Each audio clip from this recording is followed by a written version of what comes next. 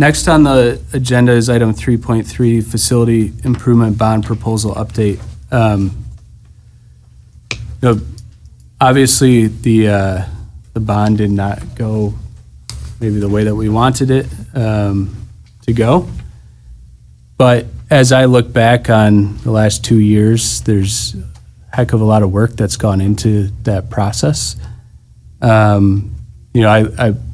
wanted to start by thanking each of our administrative team, Mike Mogenberg in facilities, and every single teacher and staff member that contributed to the process. It was an extremely collaborative process. There were countless hours put in outside of the normal working day. I also want to look to the FFO committee in particular and say thank you for all the work that each of you had put into the bond proposal and the process. And then to each of our board members, I think, Penny, I don't know how you did it, but 61 different community conversations, countless emails and phone calls and engagements and one-on-one conversations. Just want to say thank you to each and every person that contributed to the process. I think, at the end of the day, not only did we have 62 opportunities to talk to the public, but we also had 1,700 people respond to a survey, and just awesome interaction from our community overall. All that to say, this is a step in a process. We have a ton of work still to do. The needs of our building only get larger every day. We've got 11 buildings that are old. We've got 10 of them that are particularly old. And we've got hundreds of thousands of square feet of roof to replace as an example. So, the question is, and I've probably been asked this no less than 30 times over the last 10 days, but what do we do now? I think what we have to do now is take a step back and re-engage our community, listen to our community about what to come back with, because as I said, the needs have not gone away. We still have needs.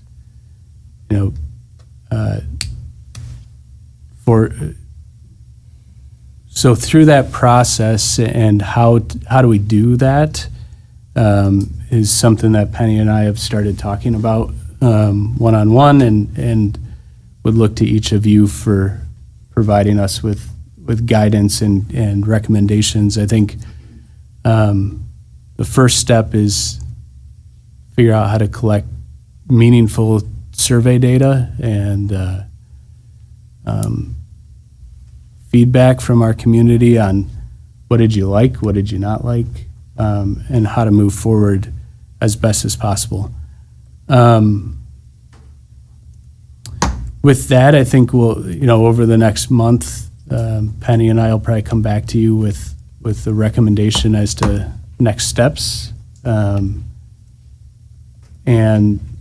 how to re-engage our community to get the feedback that's necessary to go forward with a new scope of work, and maybe how best to fund the next steps. That's probably everything I had. I look to any board members if you want to add anything or make any other suggestions. If not, Penny and I can come back in a month and suggest a path forward. I have some thoughts to share. I don't have any concrete suggestions, but just some thoughts that I gathered over the course of the last 10 days. I got a lot of feedback, as you all did too, both before and after the election, particularly from people that voted no. I wanted to understand, where we didn't communicate, what we didn't do right. And generally, I found that the no votes fell into no fewer than 3 categories. But the top 3 are the people who said it's just too much. $285 million is too much money. It's too many projects. Come back with a simplified plan. Then there were people who said they voted no because we didn't spend enough. We didn't build a pool. A pool is a need in the community, there's no question. We attempted to address needs that were more acute for our school district. The third group were people who thought that we took a short-sighted view and that we didn't look far enough down the road and plan for the long-term needs of the district. We know that there are operational cost savings if we only have one high school, and one football stadium and one baseball field and softball field and so forth. The construction costs will vary depending on the amenities, but even if enrollment goes up as we've projected, there's a lot of merit to the idea of one high school. I'm not ready to go back to the voters yet. I think we need to fully understand what the results mean and what the community wants. But I think a survey with voluntary participation is not going to give us an accurate cross sample of the community. But I also want to offer this perspective to those who say it's just too much. Between 1940 and 1960, the population increased in Saginaw by 19%, Lansing by 37%, Detroit by 14%, Grand Rapids by 7.9%, and Midland by 345%. A 345% increase in the population of our community in 20 years. I don't know any other city that grew that much that fast. I looked, I couldn't find it. There are some hundreds out there, but there's not one other city that I can find that in that short a period of time tripled in size. We accommodated that growth by building 9 school buildings in 20 years between 1950 and 1969. So there's a little bit of a lag between when you see the population increase, when kids start school, and so forth. But between 1950 and 1969, we built 9 school buildings. I couldn't get all the numbers to find the total cost, but 3 of those, I could get cost numbers for 3 of those buildings. When you extrapolate that out into $25, 3 of those buildings cost $170 million. So between 1950 and 1969, our community supported the idea of 9 school buildings at, somewhere well in excess of $285 million. The funding mechanisms were different then than they are now, but the community nevertheless supported them, and we've all benefited from them. We still are. We also benefited from the growth the growth at Dow that represented that population increase. All of us that are in the business community have benefited from that, and we still are. People had to build those houses. People had to build the churches. And the private sector stepped up, and the lawyers in town and the physicians in town and everybody who was here at the time benefited from that growth. Midland is a unique place that has amenities that no other community of 43,000 people has. All 9 of those buildings are still in service, but they're between 55 and 75 years old. It is going to come home to roost, whether we like it or not. Whether anybody likes it or not. I don't want a tax increase. I know nobody wants a tax increase. I don't complain when the value of my house goes up, but none of us wants a tax increase. We heard the message. This was not the right proposal, and I understand that people get that $285 million or $400 million with interest. Shocks a lot of people. Our community did it before, and we have a responsibility to take care of what we've been given. There isn't there is no simple plan. We have 9 buildings, and over the next 20 years, we got a lot of work to do, and it's gonna be really expensive. And the FFO committee, we're gonna go back to the drawing board, we're gonna start over. I don't know what it's gonna look like, But if anybody thinks that we're going to get new or renovated school buildings with no tax increase or for less than $285 million, they got another thing coming.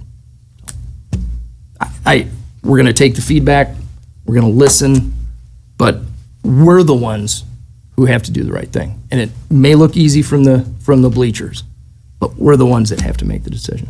So, that's all I got. Thank you.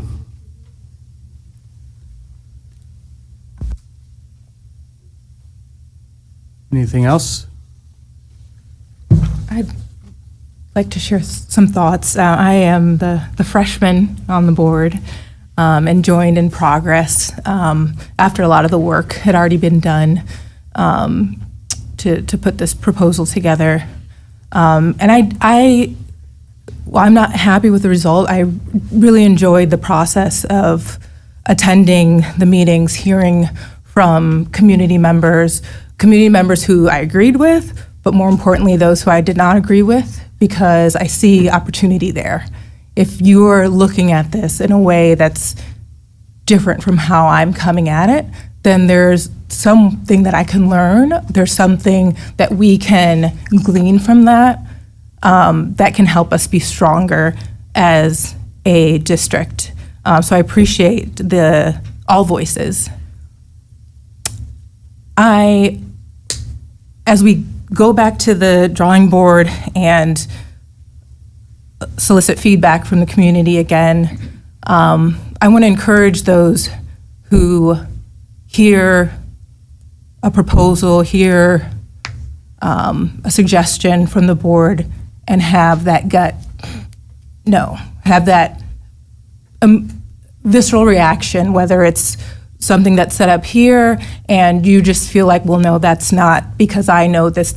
If you're having that feeling, I want to encourage you to be curious about what is at the root of that, because for us to get to a solution that works for our kids, not for us. I mean, there's no one here who works in any of these buildings that would be renovated. There's no one here who has to spend time trying to learn in one of these spaces. But we're doing it as to try to do what's in the best interest of the students. So if your gut is telling you no, or if your gut told you no last time, which we heard that message was passed on, I asked you to be very curious about what would get you to yes. What is it that you need to say, maybe it is smaller, maybe it is a different focus, and bring that to the table, because I, for one, would love for us to come to this next time around with something that not just that reflects the values of the community, while also taking care of the needs of the students and maintains the integrity of the district. Thanks, Meki. All right. Thank you, Jon. Thank you, Meki. Thanks to all of you as board members for all the work that you've done over the last 2 years. Truly appreciate it. And Jon, I think you said it well. We're not here to do what's easy. Doing what's easy is serving your time and kicking the can to the next board. That's easy. What's not easy is being honest with the community about the needs of the district.